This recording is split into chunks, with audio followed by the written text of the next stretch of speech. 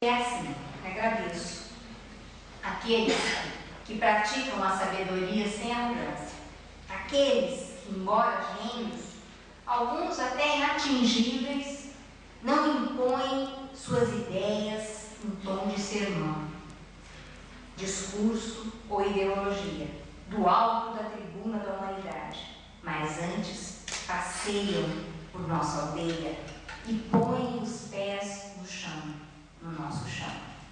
Falam conosco, comem e bebem como nós, mas quando vão embora, nos dão a impressão de que o mundo não é mais o mesmo, o mal não é uma fatalidade.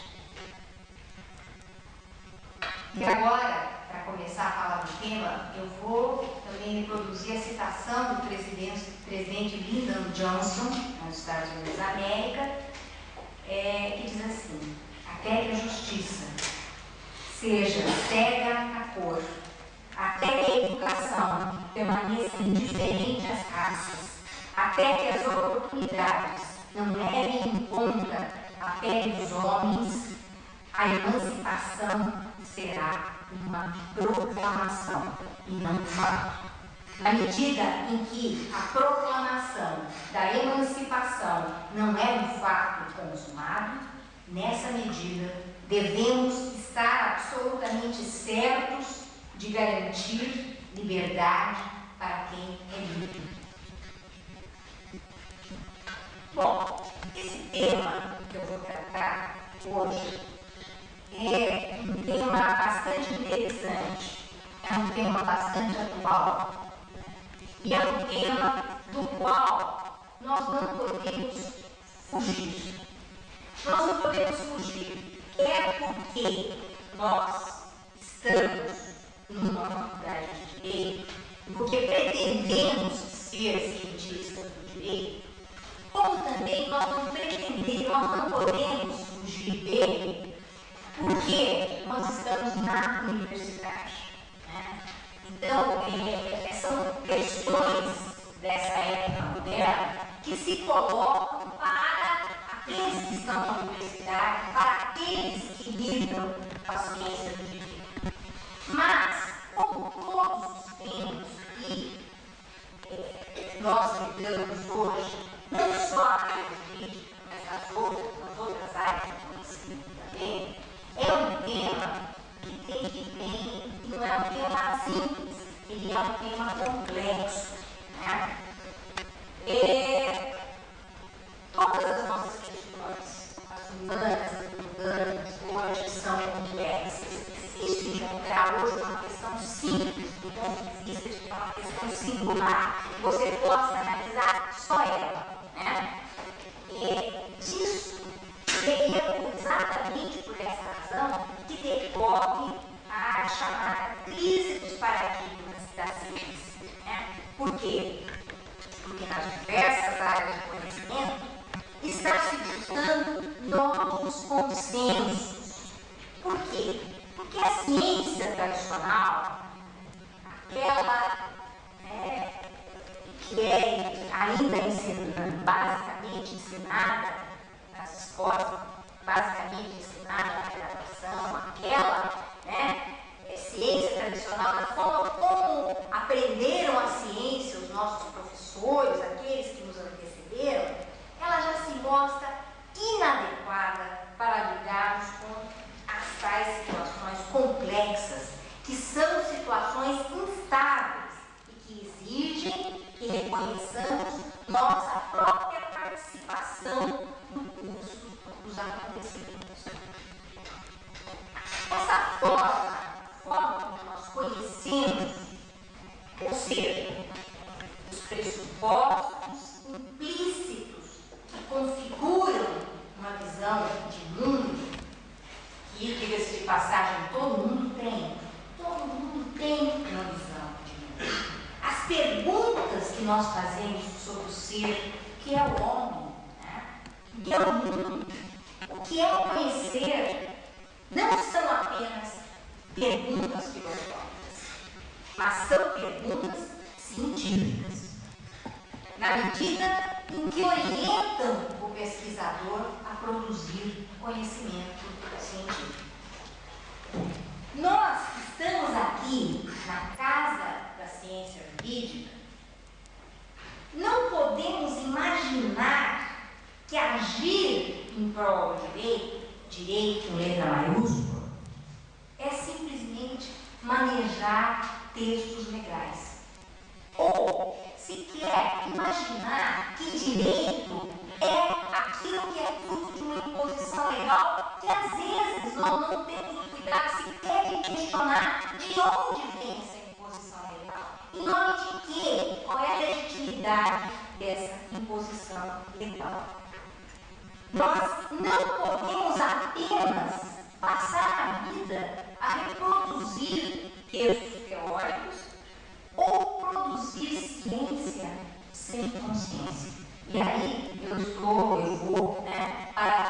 estou parafraseando o título de uma obra do mestre da complexidade do pensamento complexo, que é o Renan Roman, que é Ciência com Consciência. Bom, eu parto do princípio que cada um de nós aqui tem uma concepção das coisas. Nós temos, portanto, uma epistemologia. Uma pessoa tem uma epistemologia, uma família tem epistemologia, um grupo social tem a sua epistemologia, que é a forma como vê o mundo. E essa epistemologia não é autoritária, mas é construída a partir de experiências e comunicações que nós vamos tendo ao longo da vida. Gregory Bateson, que é um biólogo, antropólogo, estudioso da comunicação, importante precursor desse chamado pensamento sistêmico novo paradigmático, afirmou: todo mundo tem uma epistemologia. E quem diz que não tem uma epistemologia muito ruim. Por que eu estou aqui tratando desses assuntos? Não é uma aula de filosofia de direito, não é uma aula de filosofia. Porque nós, para hoje conversarmos sobre qualquer assunto, nós não podemos deixar de considerar essas premissas básicas.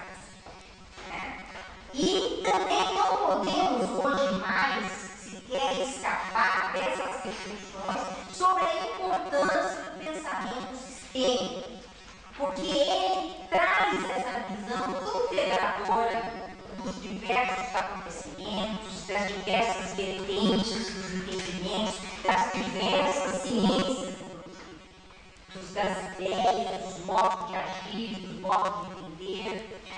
Então, é o único modo possível de praticar o pluralismo, que se apresenta em todos os campos, inclusive no campo jurídico, requerendo que nós estejamos preparados para a recepção de toda essa gama de entendimentos, regulações, ordenamentos de fontes diversas, etc.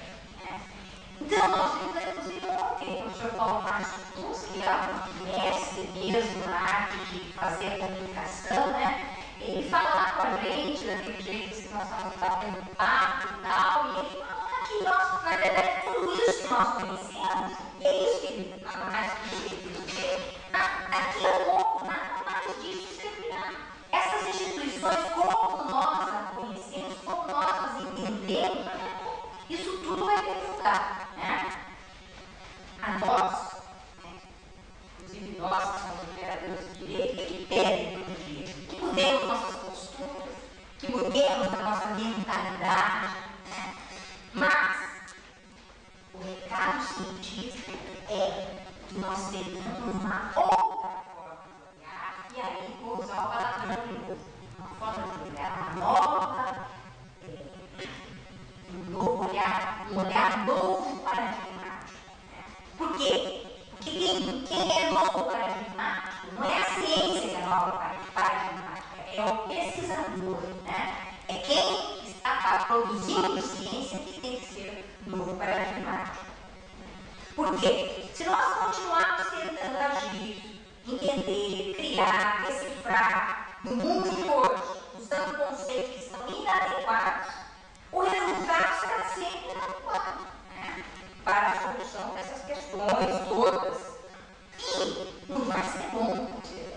E no direito, nós que estamos na área de direito, quando a gente diz que não chegou a um resultado bom, quase sempre a gente não chegou a um resultado justo. E esse é o mais grande. O Fritjof Capra, que é físico e conhecido pensador sistêmico, fala das formas de pensar que embasam nossas formas de fazer. Né? São relações recursivas entre nossa epistemologia e a nossa prática, as nossas práticas. Ou seja, a nova ciência, o novo paradigma, nos remete a uma nova contextualização. Ou seja, somos o nosso passado, a nossa história de interações, a nossa estrutura presente. E essa vai nos permitir essas ou aquelas ações e interações. Essas visões, muitas vezes, inclusive, têm sido confundidas por esoterismo. É isso aí. O livro do Capra da vida tem como subtítulo uma nova compreensão científica dos sistemas vivos, já foi encontrado em livraria na estante dos esotéricos. Ele é um cientista, um físico, que estuda essa questão dos sistemas vivos. Por essa visão sistêmica, diz um sistema mais perfeito que os sistemas auto-organizados, que são aqueles das coisas vivas. E nós podemos copiar, nós podemos trazer elementos desses sistemas para os sistemas sociais, para os sistemas jurídicos, etc. E o Fritjof Capra analisa os novos conceitos da física que mudaram, trouxeram uma profunda mudança na visão do mundo, passando da visão mecanicista do Descartes a Newton para uma visão holística. E de novo esse termo holístico, visão holística, também tem sido confundido com coisas ligadas a misticismo e esoterismo. Então quando se diz uma autora cita isso na sua obra, semana para ela já tinha visto semana holística, semana de tarô, jogo de tarô, búzios, conhecimento sobre os anjos, aromaterapia, enquanto que o termo holístico tem outros referindo-se a uma compreensão da realidade em função de totalidades integradas, cujas propriedades não podem ser reduzidas a unidades menores.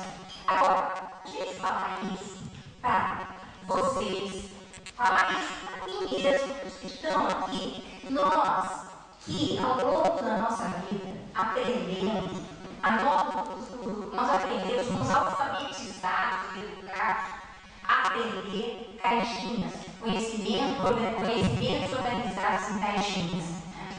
Então, a gente estuda biologia separada de matemática, separada de física, separada de química, separada de português, separada de inglesa, tudo caixinha.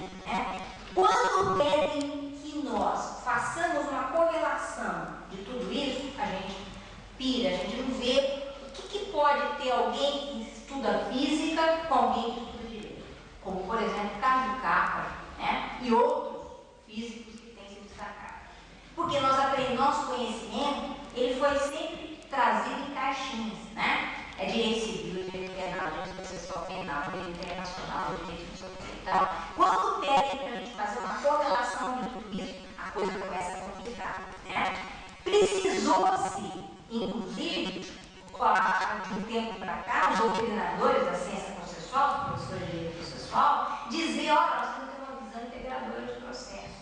Há uma linha comum a todas as áreas de processo. E aí todo mundo achou aquilo uma maravilha. Voltar a estudar a teoria geral do processo, algo que é comum a várias coisas.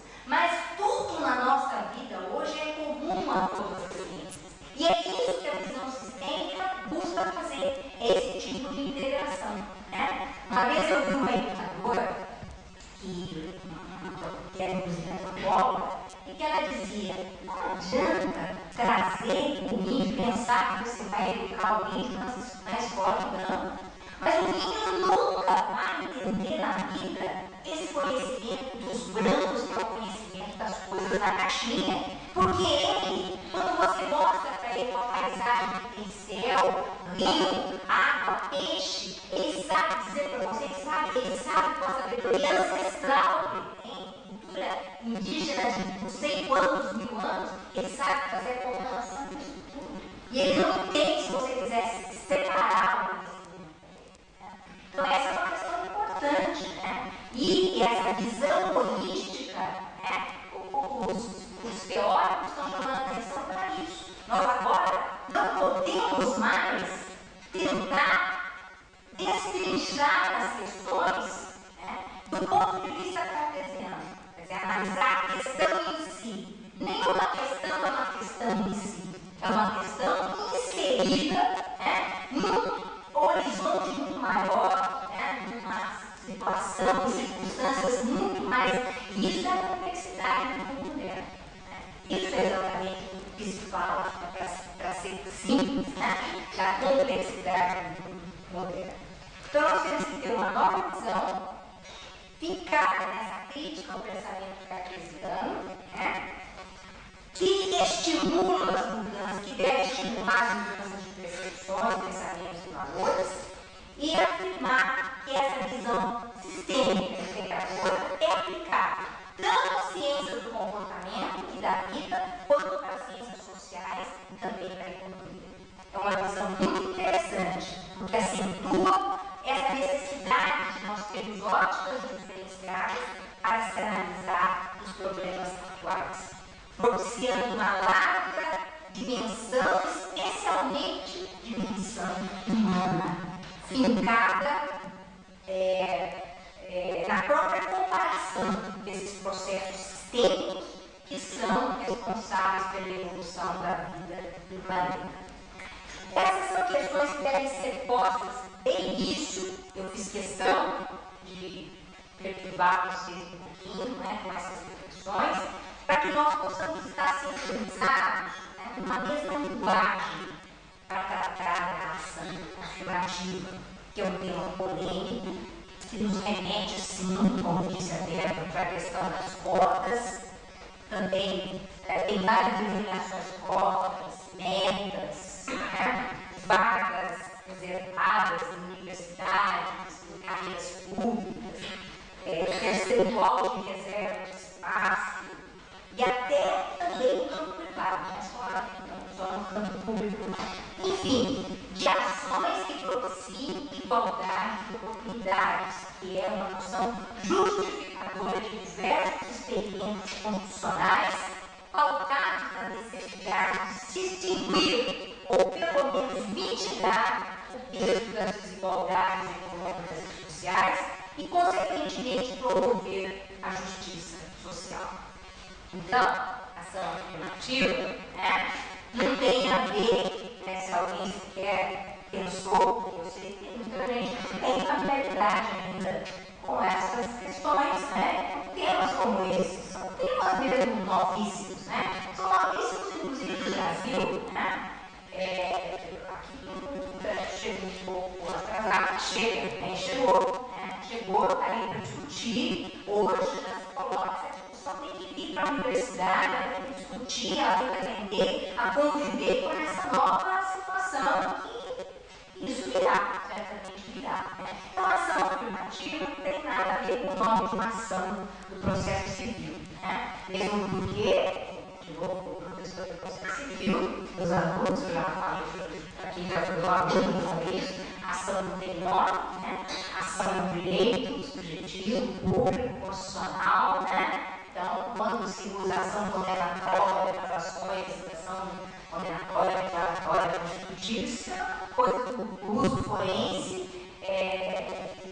que cientificamente é comprovado, é usual, né? Mas a ação afirmativa não tem nada a ver com a ação consensual, não, né? Conforme vamos ver. A ação afirmativa tem a ver, isso sim, com a consideração concreta da questão da igualdade, como princípio, como direito, como dever de nós, relação aos outros, como obrigação consensuada de viver amando. Havia uma concepção ideal de igualdade para ela.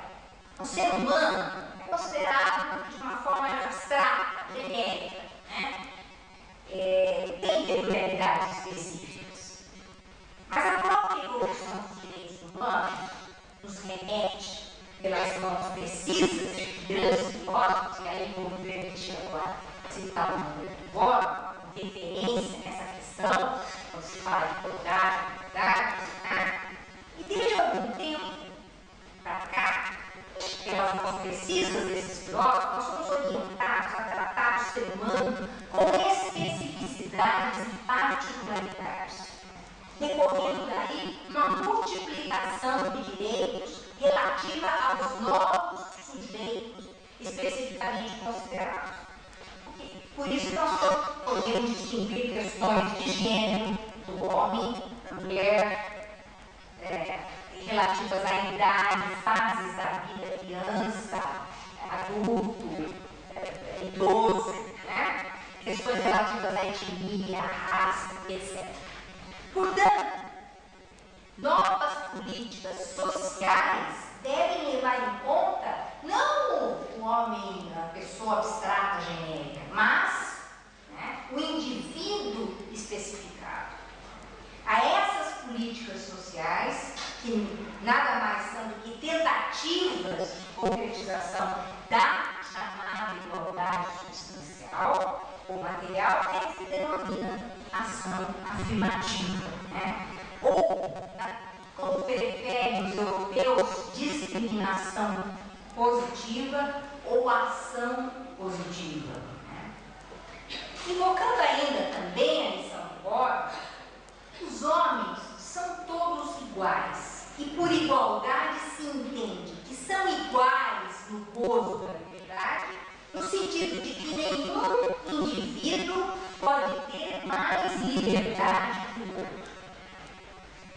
Ele que ressalta ser a liberdade e a igualdade, respectivamente. A liberdade é um estado e a igualdade é uma relação entre indivíduos. Então, liberdade é um estado e a igualdade é uma relação entre indivíduos. Enquanto que a democracia é uma sociedade regulada, de tal modo que os indivíduos que a compõem são mais livres e iguais do que em qualquer outra forma de convivência. E assim, a maior ou menor democraticidade do regime se mede precisamente pela maior ou menor liberdade de que desfrutam os cidadãos e pela maior ou menor igualdade que existe entre eles. Isso é, literalmente, o que fala o Borges. Portanto, não basta refletir teoricamente sobre igualdade se nós não contextualizarmos igualdade e democracia. E também com uma perspectiva de aquisição de cidadania plena, como meta final. Né? Mas a situação ela é tão complexa que hoje a gente sabe, questiona-se a democracia, que nós vimos ontem aqui, né? Questiona-se o próprio Estado, questiona-se o Estado democrático de direito, né? De repente a gente pensa, mas eu não sei então agora o que mais eu vou apoiar. Então, nosso papel não é fechar nenhuma questão, nem resolver nada. Nosso papel é fazer reflexões e continuar fazendo, e continuar contribuindo. É buscar caminhos, nós não vamos fechar nunca uma questão. Isso daí é ilusão, pensar que vamos encontrar o melhor regime, a melhor configuração do Estado, a melhor isso, a melhor aquilo. Não, nós vamos sempre tentar aperfeiçoar aquilo que é necessário para a nossa convivência. Essa é a nossa tarefa. A tarefa de ser humanos que vivem aqui e não estão aqui só para bonito, né?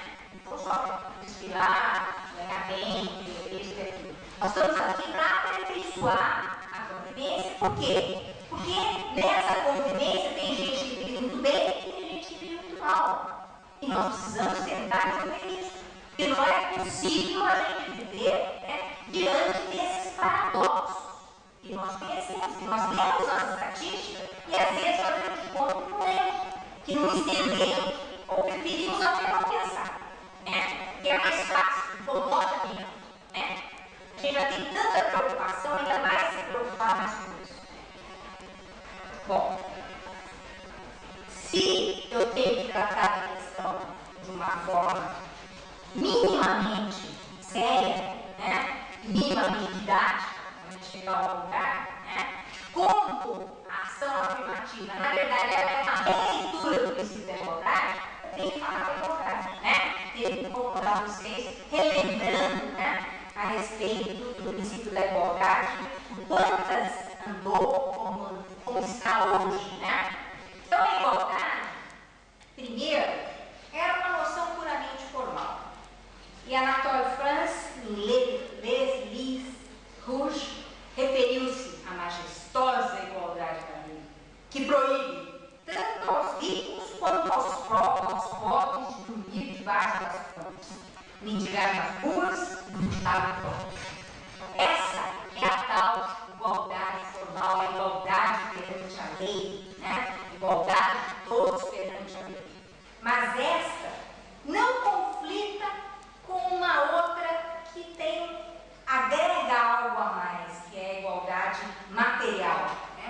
Que é o direito à equiparação através da redução das diferenças sociais.